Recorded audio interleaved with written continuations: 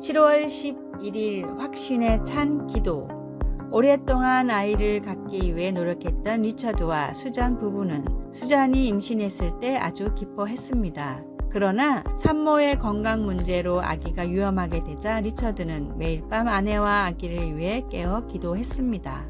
그러던 어느 날 밤 리처드는 하나님이 돌보아 주신다고 약속하셨으니 이렇게까지 열심히 기도할 필요가 없다고 생각했습니다. 그러나 일주일 후 수잔은 유산하고 말았습니다. 리처드는 몹시 실망했습니다. 기도를 열심히 하지 않아서 아기를 잃은 것은 아닐까라는 생각이 들었습니다. 처음 볼 때는 오늘 본문 속 비유도 그렇게 말하는 것 같이 생각됩니다. 이 비유에서 이웃은 오로지 친구의 성가신 끈질김 때문에 친구를 도와주러 잠자리에서 나옵니다. 이런 식으로 읽으면 이 비유는 마치 하나님은 우리가 계속 귀찮게 졸라야만 우리의 기도를 들어주시는 것으로 해석됩니다. 그리고 열심히 기도하지 않으면 하나님은 아마 우리를 도와주지 않으실 거라는 것입니다. 그러나 클라인 스노드 그라스와 같은 성경 주석가들은 이것이 틀린 해석이라고 지적합니다. 이 비유의 진정한 초점은 이웃도 이기적인 이유로 우리를 도와주는데 하물며 자비로우신 하나님은 얼마나 더 우리를 도와주시겠는가 하는 것입니다. 그러므로 우리는 하나님이 결함 있는 인간들보다 더 위대하시다는 것을 알고 확신을 가지고 강구할 수 있습니다. 하나님은 결코 이 비유에 나오는 이웃이 아닙니다. 아니, 그 반대이십니다. 왜 아기를 잃게 되었는지는 모르지만 당신이 기도를 열심히 하지 않아서가 아니며 하나님은 그런 분이 아니라는 것을 알아야 합니다. 말씀. 너희 중에 아버지 된 자로서 누가 아들이 생선을 달라 하는데 생선 대신에 뱀을 주며. 누가복음 11장 5절에서 13절. 찬송 361장 기도하는 이 시간. 기도. 오늘도 하나님께서 저희 기도를 들으시고 응답하시리라는 확신을 가지고 또 중요한 것은 제 말이 아니라 하나님의 선하심이라는 사실에 감사하며 저와 다른 사람들의 필요를 들고 하나님 앞으로 나아갑니다. 아멘.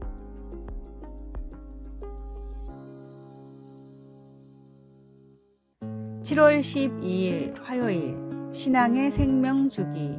세계를 움직이는 50인의 사상가 중 한 명인 찰스 핸디는 생명의 주기곡선이라는 이론을 만들었습니다. 모든 기업이나 국가, 심지어 유행하는 상품들도 시작과 끝이 있고 그 과정이 도입기와 성장기, 성숙기를 거쳐 결국 소멸한다는 것을 나타낸 그래프입니다. 대부분 성공적인 기업이나 상품들은 초기에는 천천히 성장을 하다가도 궤도에 진입을 하면 갑자기 폭발적인 성장을 합니다. 그러다 유명해진 성숙 단계에서는 속도가 점점 퇴화되며 정체됩니다. 여기서 새로운 동력을 얻어서 다시 올라가지 못하면 심지어 전 세계가 열광하던 어떤 것이라도 갑자기 소멸해 버립니다. 찰스는 특히 도입기와 성장기에서는 한 번의 실수로 모든 것이 무너져 버리는 특이점과 성장기와 성숙기에서 안정을 추구하려다 새로운 성장 동력을 못 찾고 소멸해 버리는 변곡점이 있어서 이 단계에서 새로운 시도를 하지 않으면 지속적으로 발전하지 못하고 소멸된다고 주장했습니다. 어쩌면 신앙의 주기도 이와 비슷합니다. 하나님을 처음 만나고 뜨거운 감격이 살아있는 초창기 때의 믿음이 익숙해지고 안정화되며 신앙 생활이 피로해지는 단계가 찾아오게 됩니다.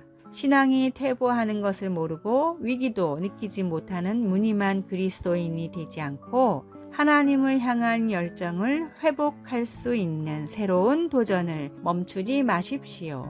오늘의 말씀. 주의 구원에 대한 기쁨을 내게 다시 주셔서 내가 주께 순종하게 하소서. 시편 51장 12절. 오늘의 찬송 285장 주의 말씀 받은 그날. 오늘의 만나. 첫사랑의 열정과 뜨거움을 다시 회복하는 신앙생활이 되게 하소서. 주님을 끝없이 사모하는 열정으로 신앙의 권태기를 극복합시다.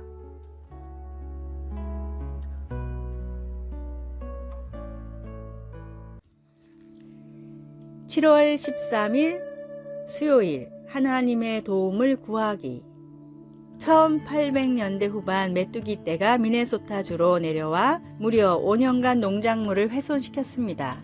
농부들은 타르를 사용하여 메뚜기를 잡고 밭을 태워 메뚜기 알을 없애려고 노력했습니다. 굶주림 직전까지 간 많은 사람들은 절실한 마음으로 주 저녁에 걸쳐 기도의 날을 정해서 함께 하나님의 도움을 구하기를 원했습니다. 이에 동의한 주지사는 4월 26일을 기도의 날로 잡았습니다. 함께 기도하기를 마친 후 며칠 동안 날씨가 따뜻하여 메뚜기 알들이 부화되기 시작했습니다. 하지만 나흘 후 놀랍게도 갑자기 온도가 영하로 떨어져 애벌레들이 모두 죽어버려서 많은 사람들이 크게 기뻐했습니다. 이제 미네소타주 농부들은 다시 옥수수와 밀 그리고 귀리를 추수할 수 있게 되었습니다.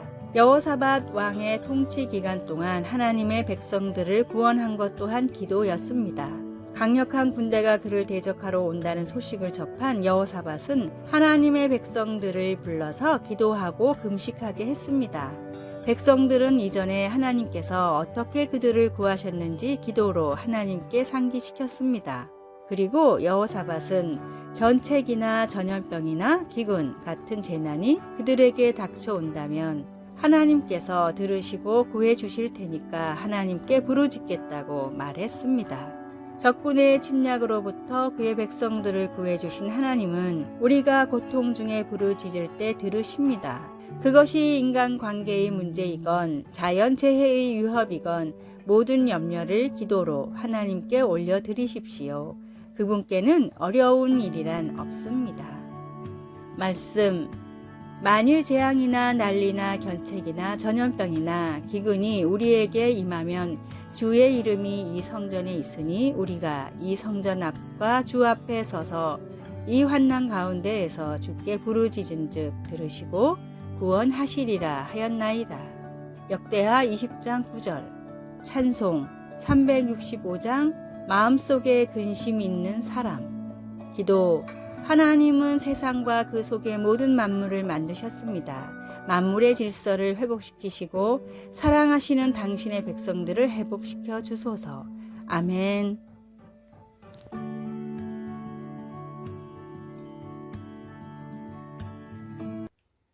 7월 14일 목요일.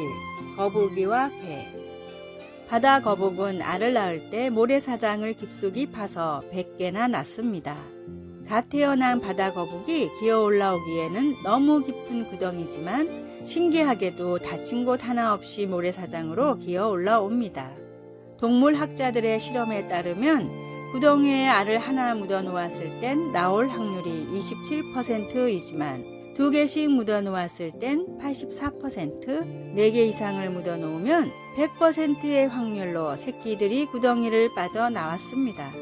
최초로 태어난 바다 거북 새끼는 구덩이 벽을 파서 경사를 완만하게 만드는데 뒤이어 깨어난 거북이는 이 거북의 등을 타고 올라가 더 높은 벽을 파내고 나중에 깨어난 거북들도 차례차례 파낸 모래를 다져서 발판을 만듭니다. 시간이 조금 지나면 구덩이에서 모래사장으로 나갈 수 있는 완만한 길이 생기기 때문에 4마리 이상의 알이 있는 구덩이의 바다 거북들은 안전하게 밖으로 나올 수가 있었습니다. 그러나 개를 구덩이에 넣으면 정반대의 일이 일어납니다. 충분히 기어 나올 수 있는 높이임에도 올라가는 개를 끌어내리느라 혈안이 돼서 결국 빠져나오는 개는 몇 마리 없이 서로 힘을 빼다가 대부분 죽고 맙니다. 위기일수록 필요한 것은 끈끈한 협력입니다. 잘못을 서로 인정하고 개선하는 것도 중요하지만 하나의 믿음으로 말씀대로 연합하는 것이 더더욱 중요합니다. 하나님을 믿는 성도끼리의 거룩하고 아름다운 연합으로 신앙의 위기를 지혜롭게 극복해 나가십시오. 오늘의 말씀. 아무 일에든지 다툼이나 허영으로 하지 말고 오직 겸손한 마음으로 각각 자기보다 남을 낮게 여기고. 빌립보서 2장 3절. 오늘의 찬송 475장 인류는 하나 되게. 오늘의 만나. 선한 마음으로 연합하는 그리스도인들을 위해 기도하게 하소서. 갈등과 분란을 조장하지 말고 지혜롭게 해결하고자 노력합시다.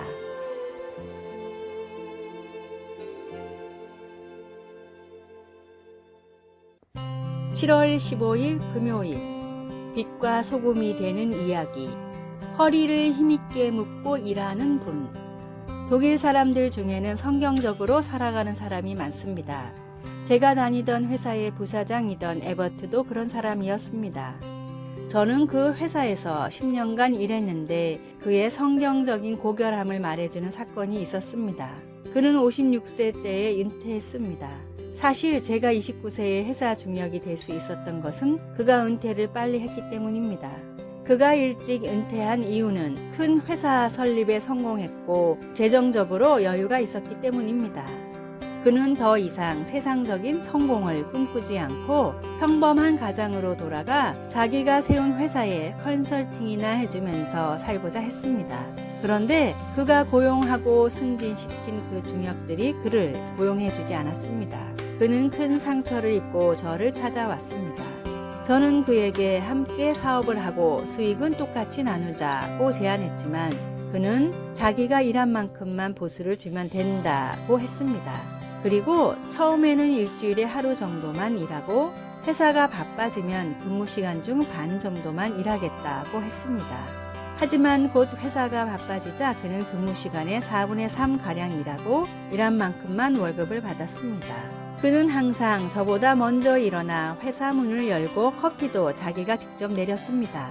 그는 하나님의 말씀 그대로 자기 허리를 힘있게 묶고 일하는 분이었습니다. 힘있게 허리를 묶는다는 말은 자기가 맡은 일을 열심히 한다는 뜻입니다. 그런 그가 있어서 저는 더 열심히 일할 수 있었습니다. 지극히 작은 것에 충성된 자는 큰 것에도 충성되고 지극히 작은 것에 불의한 자는 큰 것에도 불의하니라. 누가복음 16장 10절.